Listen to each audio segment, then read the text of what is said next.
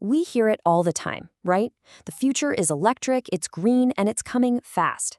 But what if the actual data paints a picture that's, well, a whole lot more complicated? That's what we're going to dig into, using McKinsey's 2025 Global Energy Perspective for a serious reality check. So, is this transition really as straightforward as we think? You know, the simple story of new tech swooping in to save the day? Well, this report says not so fast. It argues the reality is way more complex. And honestly, the reasons why might just change how you think about our energy future. All right, so let's start with what we all think we know, the clean energy dream. You know the story, a swift, tech-driven pivot to renewables. It's a nice, clean narrative. And for a long time, that expectation that we're on this fast track to clean energy has been the driving force behind a ton of policy and investment. But the thing is, that simple story is now slamming head-on into some pretty harsh economic and geopolitical realities. And it's forcing a major rethink.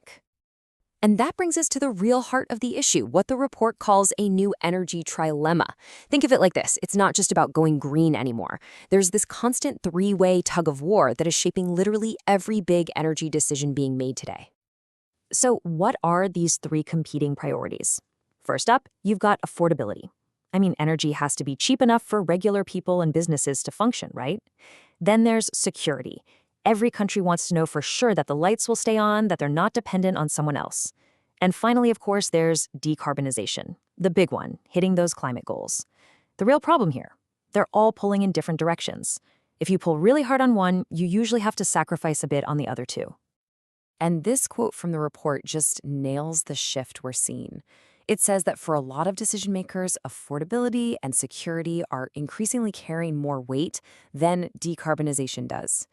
It's this new pragmatism, this focus on the here and now, that's really changing the speed and even the direction of the energy transition.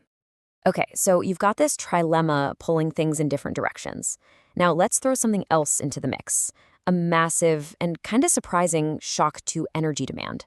The world is getting way hungrier for power, but where that hunger is coming from, well, it's probably not what you're thinking. Just take a look at these numbers. The biggest growth in energy demand between now and 2050 isn't coming from places like Europe or North America. Nope, it's coming from India, Southeast Asia, and Africa. We're talking huge economic development, rising living standards, and growing populations, all of which need a ton of energy. Okay, so what about the developed nations then? Is their energy use just flatlining? Not exactly. A brand new and incredibly powerful energy guzzler has entered the chat. And it's so big, it's threatening to cancel out a lot of the progress we've made on energy efficiency. And here's the culprit. Data centers. The very engine of our digital lives. Just get a load of this number. In the US alone, the demand for power from data centers is set to grow by an average of 23% every single year through 2030. That's just staggering. All that AI, all that cloud computing, it takes an incredible amount of juice. So let's just recap what's pushing this demand through the roof. You've got billions of people in emerging markets working towards a better life. You have massive industrial growth in places like India and Africa. You have this absolute explosion of data centers. And on top of all that, we're trying to electrify everything, from our cars to our factories. It's a perfect storm of energy demand. All right, so with demand going up and up, the big question is what's going to power all of this? The report's forecast for our energy mix in 2050, well, it might not be the picture you have in your head.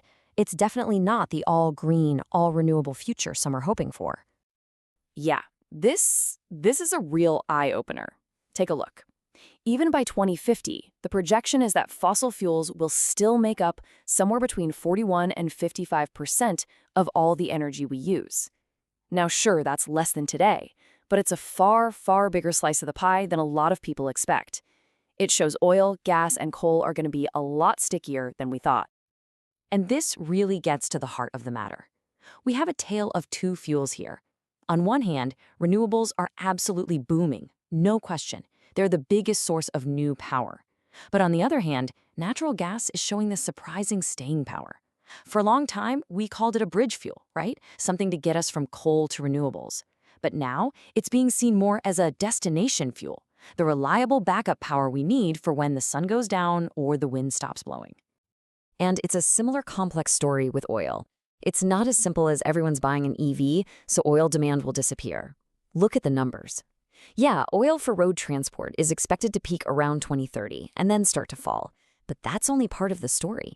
Demand from the chemical industry, think plastics, fertilizers, all that stuff, and from aviation is going to keep growing for decades. So the bottom line is, overall demand for oil is going to stick around for a long, long time. Okay, so we've got stubborn demand and a stubborn reliance on fossil fuels. What does all this mean for our climate goals?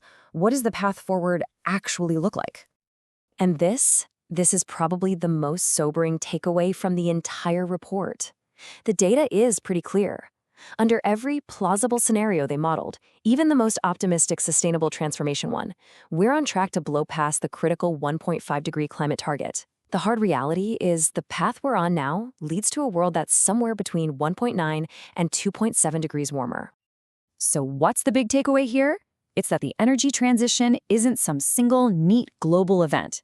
It's messy, it's complicated, and it's going to look totally different from one region to the next. It's a journey that's being shaped way more by pragmatism and economics on the ground than by any single grand vision. In the end, this whole thing is a marathon, not a sprint. We all know that. But the report really forces us to ask ourselves a tough question. Given all these realities, the demand, the need for security, the cost, are we even training for the right race? It's a huge question, and one we're all going to have to figure out.